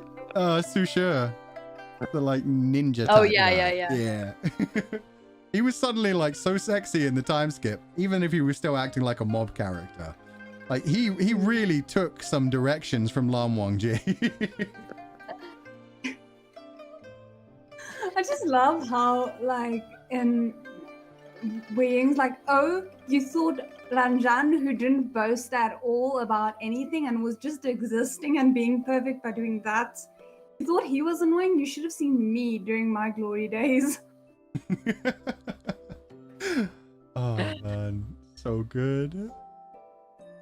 But I think it was with Su Shi where Ying said some I think it was either he was talking to Su Shi or he was talking to Ming Yang, and he was like, I'm not scared of death, I just don't want to die. And the other person was like, is that not the same thing? He's like, no, for example, I'm not scared to get off of Lan Zhan's lap, but I don't want to. Oh, Wei Ying is such a fucking feeling. That's so funny. Oh man. There was one other thing I wanted to talk about before we went. Oh yeah, I'm surprised nobody not even in chat. Like, I'm not surprised that nobody talking said it, but nobody wanted to join the Wei sect? Nobody wanted to like learn demonic cultivation from the Grandmaster himself? Shocking. I was just thinking about that. Keep the smelly zombies away from me. That's one part that they never put into the Donghua adaptation, is just how horrific that would actually be. Especially when it came to the Wen sect. Like the initial like Sunshot campaign, you'd literally be fighting your own relatives, like the Wen sect coming back to kill you. Oh god. And everything he did to what's-her-face, the woman, he tortured her to death real good. With like the zombie baby and everything. Ugh. Chat is so funny.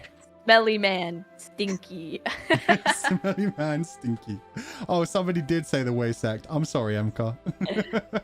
How about Shaoxing Cheng sect? Oh. He never got to make one. I'm sorry. He was in a sect, but no. He's Ashes now, guys. I'm sorry to tell you this. Ashes can't make a sect. You could still join Song Lan. Song Lan could make a sect. Just travel around with them, smiting evil.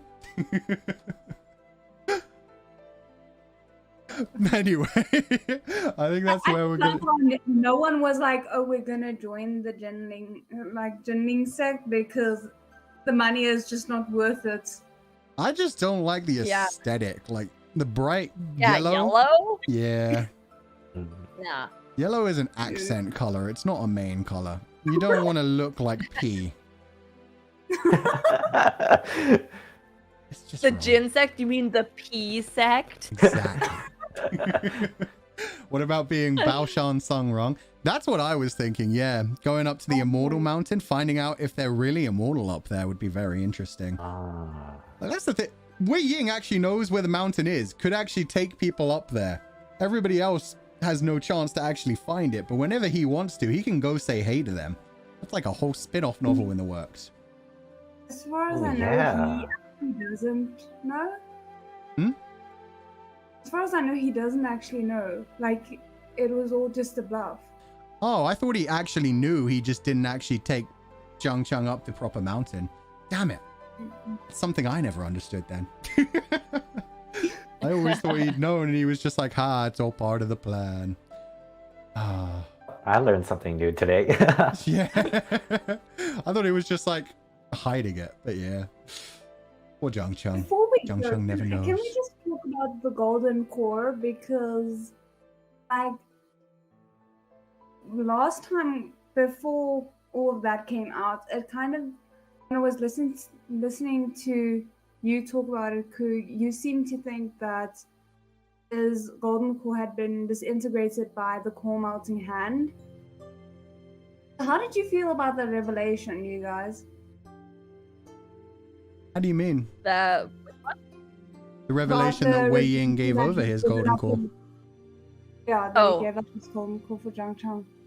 I can't believe we didn't talk about that. I mean, I guessed that in season. Yeah, I guessed that immediately. That was like in one of my season 1 reviews. No, I'm just saying that's why there wasn't any big reaction to that part from me in that episode. Right. Because I was always like, he has his core, huh? Like I knew that like right away. It's just totally that meme of like, it's like I got in an accident and I lost my golden core, and it's like, who you think gave you your golden core? Bruh. Yeah. Except it was not like that. It was like, fuck you, I don't want it. But also that's really nice, and I'm really mad I can't be mad anymore. But also, how dare you? That was so I funny. was Yeah, shocked. him literally no being idea. like, how am I supposed to feel about that, huh? Yeah. That's so funny. And how am I supposed to feel? I don't know. To me, like, one of the most interesting parts about that was also the fact that, you know, once we find out about it, at least from the novel perspective, and so on, you're like, oh my word, this is a burden that Wei Ying has been carrying for, you know, however long on his own. But then, right at the end, you see the flashback of Zhang Chang actually, like, Wei Ying being the reason why Zhang Chang lost his golden core in the first place. It's like, he's actually been carrying it for even longer. It's just that he got it back, so it didn't end up mattering. It hurts me. Zhang Chang had a Lan Zhan moment. Yeah, he had the moment where he was like, I'll self-sacrifice for my brother. Never works out. They need to work together, god damn it. Like, that's the sad thing. They could have possibly like both fought those two one sect members off. But instead, Zhang Chang was like, I'll lead them away. It's fine. It'll be fine. So, but yeah, the animation in that scene was incredible. Where it had like the giant golden core. Oh god, that was gorgeous. That was epic. It's like you felt the weight of the emotion through the cinematography. Yeah. The surrealism of it. It was awesome. And I was shocked. That was a moment that I like told everyone immediately. I'm like, any friend. I'm like, I'm not even going to tell you what the show is. I'm just going to tell you about this moment. I love it.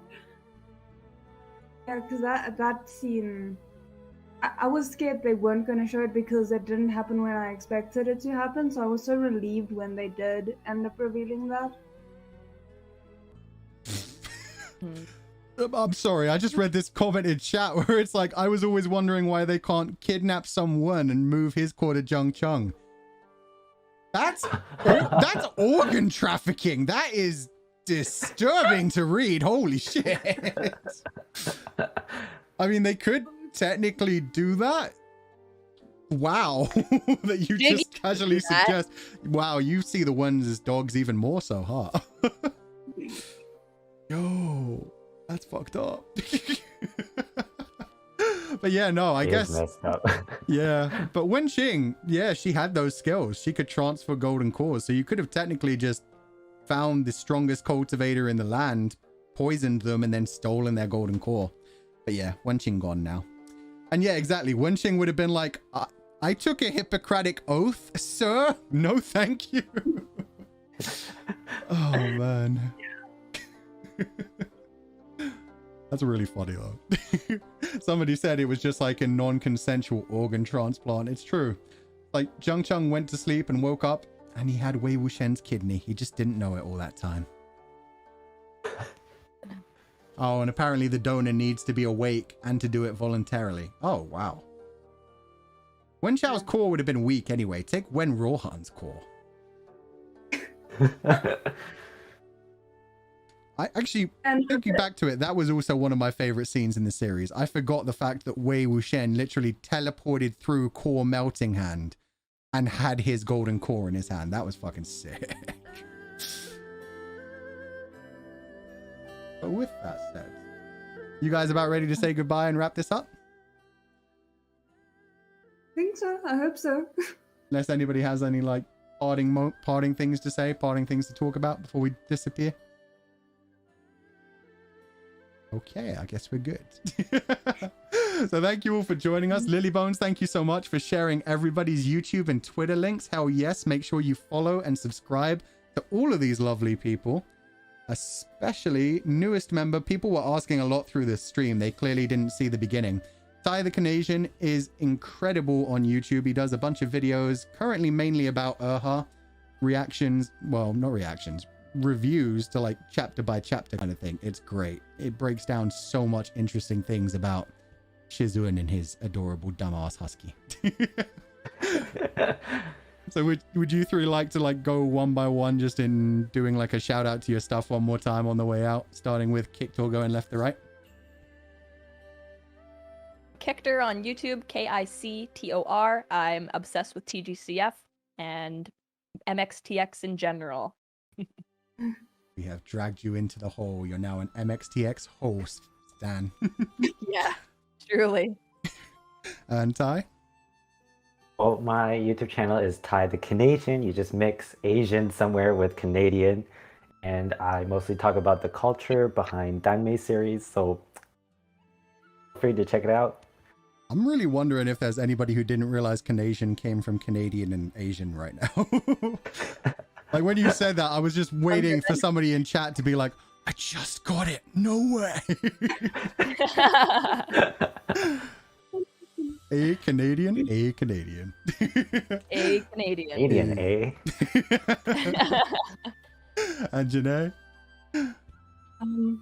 Hi, I'm Janae Hinnan on all my social medias, and I do a mix of live action Chinese show reactions and anime donghua. So my current ones that I'm doing is I'm finishing up The Defective, and I just started Thousand Autumns, and it looks promising. I'm really excited about that one. It only gets and I'm better. gonna be starting... And it Does only it get gets better? better. Oh yeah. And I'm busy with a couple of mirrors on the live action side, and it's so good. It's the first GL that I've watched, and it's just, and the quality is nice. Wait, which one? A couple of mirrors. It's it's a live action GL that's also has like a murder mystery kind of element. It's really good, and the cinematography has me in its grasp. It's so beautiful, and then I could go on. I did videos on it because I was just like, this is nice, and it's so underrated. There's so few people watching it, but anyway. I thought it was that one because yeah, I've heard of Hall of Mirrors. It looks really nice, and they really did like say, like in the advertising at least, they're very straightforward with like, yeah, this is GL, like no worries whatsoever about it. With that said, thank you all for joining us. I am actually going to be chat more after this, so I am going to be saying goodbye to the Grandmasters of Demonic Conversation. That's a weird thing to explain, but yes, essentially I'm going to say goodbye to you guys. Thank you so much for joining us, and yeah, I will talk to you guys again soon, and have a lovely day. Awesome. Thank you for having us. Thank you. Bye.